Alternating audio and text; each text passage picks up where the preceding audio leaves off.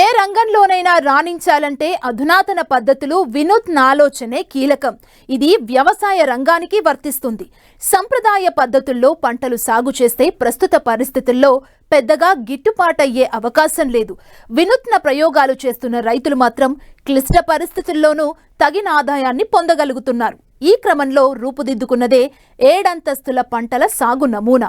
పెట్టుబడి లేని ప్రకృతి వ్యవసాయంలో భాగంగా ఈ విధానాన్ని పాటిస్తూ మంచి ఆదాయం పొందుతున్నారు ఎన్టీఆర్ జిల్లాకు చెందిన ఓ రైతు.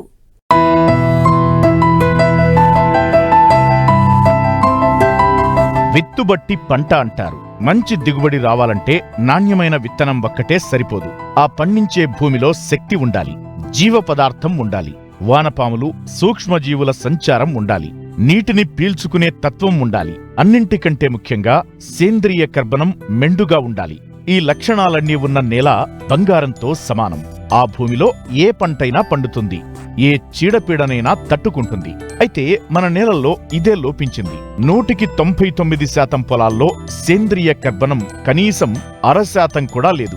అందుకే రసాయన సాగు నుంచి సేంద్రియ సేద్యానికి వస్తున్న రైతులు ఆదిలో కనీస దిగుబడులు రాక తిరిగి రసాయనాల వాడకానికే మొగ్గు చూపుతున్నారు. కాగా నేల సుసంపన్నమైతే సౌభాగ్య పంట పండుతుందనేందుకు ఎన్టీఆర్ జిల్లా మైలవరం మండలం దాసుపాలెంకి చెందిన రామిరెడ్డి వ్యవసాయ క్షేత్రమే పెద్ద నిదర్శనం.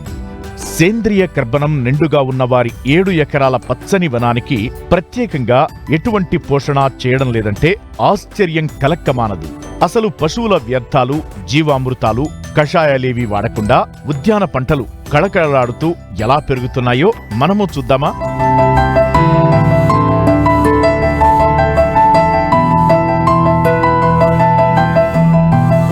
రైతు రామిరెడ్డి చిన్నప్పటి నుండి వ్యవసాయం చేస్తున్నారు. పూర్తిగా రసాయన మందులతోనే పండించేవారు. అయితే పెరిగిన పెట్టుబడులు, తగ్గుతున్న దిగుబడులు, వాటికి తోడు మార్కెట్లో సరైన గిట్టుబాటు ధర రాకపోవడంతో 8 ఏళ్ల నుంచి పాలేకర్ విధానంలో సేంద్రియ వ్యవసాయం చేస్తున్నారు. 7 ఎకరాల్లో 7 అంచెల విధానంలో పండ్ల తోటలను సాగు చేస్తున్నారు. మొదటి వరుసలో మామిడి చెట్లు నాటారు. 2వ వరుసలో మునగ, 3వ వరుసలో సీతాఫలం, 4వ వరుసలో బత్తాయి, జామ, దానిమ్మ, యాపిల్ బేర్, ఇలా 7 వరుసల్లో పండ్ల మొక్కలు నాటారు. అంటే 7 అంచెల ప్రకృతి వ్యవసాయ విధానంలో ఏడాది పొడవునా పంటలు ఉంటాయి. నేను ఒక 7 ఎకరాలు 6 అంచెల పంటగా 7 అంచెల పంటగా చేస్తున్నానండి. 100% ఆర్గానిక్ పాలేకర్ వ్యవసాయం లాగా. ఇప్పుడు ఈ 7 ఎకరాల్లో కలుపు మందు కాదు కదా, ఏమి కొట్టమండి. బ్రష్ కట్టర్ వేయటం ఇది చేయటమే కానీ ఏమి చేయదు కాదు. దున్నటం కూడా దున్నట్లేదండి. నేను భూమి కూడా దున్నట్లా, ట్రాక్టర్ పెట్టి బ్రష్ కట్టరే వేస్తాం. ఎక్కువ 4-5 సార్లు బ్రష్ కట్టర్ వేస్తాం. ఈ ములగలో కొట్టినరికి చేను మొత్తం పరిచానండి. నేను 7 ఎకరాల్లోనండి ఫస్ట్ మెయిన్ మామిడండి, తర్వాత మునగ, ఒకసారి సీతాఫలం, ఒకసారి బత్తాయి, ఒకసారి వచ్చి జామ, ఒకసారి దానిమ్మ, ఒకసారి యాపిల్ బేరు, అట్టా 7 అంచెల పంటగా నేను చేసుకుంటూ వస్తున్నా. ఇది 100% ఆర్గానిక్. ఇదన్నీ చేసుకుంటూ వస్తున్నా. అరటి ఒక 4 ఎకరాలు వేసానండి. అది 100% ఆర్గానిక్ అయితే కాదండి. మామూలుగా అంతర పంట ముందు బొప్పాయి వేసానండి. బొప్పాయి వైరస్ వచ్చిపోతేను ఆ సెంటర్లో పెట్టి అట్టి పెట్టానండి. అట్టి అయితే బాగానే ఉంది. ఇప్పుడు మట్టికి గెల్ల వస్తాయి 10-15-20 రోజుల్లో. యాపిల్ బేర్ వచ్చి మన భద్రాచలం దగ్గర సారపాక తెచ్చానండి. మొక్క వచ్చి మనకి 90 రూపాయలు లెక్క వచ్చిందండి. మనకి ఇక్కడ మైలవరం చేర్చి ఇచ్చారు ఆయన గారు.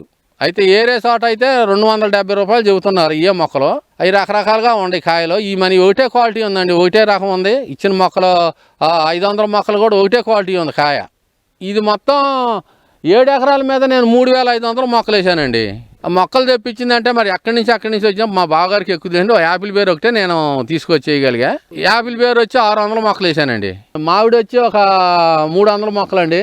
మునగ వచ్చి ఒక 300 మొక్కలు, దానిమ్మ వచ్చి ఒక 300 మొక్కలు, జామ వచ్చి ఒక 500 మొక్కలు, బత్తాయి వచ్చి ఒక 500 మొక్కలు, అయ్యొక 500 వేసామండి. మొత్తం 3700 మొక్కలు వేసానండి నేను. ఈ పంటలకు పూర్తిగా సేంద్రియ ఎరువులనే వాడుతున్నారు రైతు. చీడపీడల నివారణకు పలు రకాల కషాయాలను తయారు చేసి పిచికారీ చేస్తున్నారు. పెట్టుబడి లేకపోవడం, పంట తక్కువగా వచ్చినా నాణ్యమైన దిగుబడులు వస్తుండటంతో రైతు ఈ సాగు విధానం పట్ల సంతృప్తిగా ఉన్నారు. ఇప్పుడు ఇది దశపర్ణి, పంచకవ్య, అగ్నియాస్త్రం, బ్రహ్మాస్త్రం వీటితోటి తయారు చేసి చేస్తున్నానండి నేను వ్యవసాయం. మెయిన్ గొడ్ల ఎరువే ఎక్కువ వాడతాం. ఇక పై స్ప్రేయింగ్లు ఇవే వాడతానండి నేను. మజ్జిగ, పసుపు ఇవే వాడతా. దశపర్ణి అనేది 10 రకాల ఆకులు అండి మనకి దొరికే ఆకులే. మజ్జిగ యాడ్ చేసి దాంట్లో కొంచెం పొగాకు ఎల్లిపాయలు కూడా కలుపుతానండి నేను. మధ్య కలుపుతా స్ప్రేయింగ్ రోజున మట్టి పసుపు కలుపుతానండి నేను దానికి. ఇక్కడ ఈ మామూలుగా అయితేనండి ఇక ఘనజీవామృతం అయితే నేను చేయలేదు, కానీ జీవామృతం మట్టికి డ్రిప్ ద్వారా వదులుతాం. గోకపామృతం స్ప్రే చేస్తానండి ఎక్కువ నేను. ఆవు మజ్జిగతోటి అది మదర్ కల్చర్ లాగా ఎప్పుడు 2-3 లీటర్ల డ్రమ్లో ఉంచుకొని మళ్ళీ మనం ఆవు మజ్జిగ యాడ్ చేసి బెల్లం కలిపితే మనకి 8-9 రోజులు మళ్ళీ తయారైద్దండి. అది ఒకటి యాడ్ చేస్తాను నేను ఎక్కువ. దానివల్ల మనకి పొండేగాను ఇవి కూడా కొంచెం బాగానే కంట్రోల్ అవుతున్నాయి. కాకపోతే అండి వారం ఏదో ఒకటి స్ప్రేయింగ్ చేయాలి. మాకు లేబర్ ఖర్చు అన్నవారికి అది ఆ ఖర్చు తట్టుకోలేకపోతుంది, ఎక్కువైపోతుంది. లేబర్ ఖర్చు ఎక్కువైపోతుంది. ఇవాళ 500 3 గంటలే 4 గంటలే పని చేస్తున్నారు. పంటలు అంటేనండి మాకు ఫస్ట్ సంవత్సరం మునగ వచ్చిందండి. మునగ అయితే ఇత్తనం కొంచెం తేడా వచ్చింది. అది మునగలో నాకు మునగ పర్లేదండి, ఒక మాదిరిగా ఫస్ట్ సంవత్సరం వేసిన సంవత్సరం మనకు మునగ వచ్చింది. రెండో సంవత్సరం జామ వచ్చింది. జామ కొంచెం మొక్కలు ఎక్కువ చచ్చిపోతుంది అండి. ఇది మరి ట్రైకోడర్మిరిడి సుడోమోనాస్ను ఇక్కడ ఇబ్రహీపట్నం ల్యాబ్లో తెచ్చివ్వండి ట్రైకోడర్మిరిడి.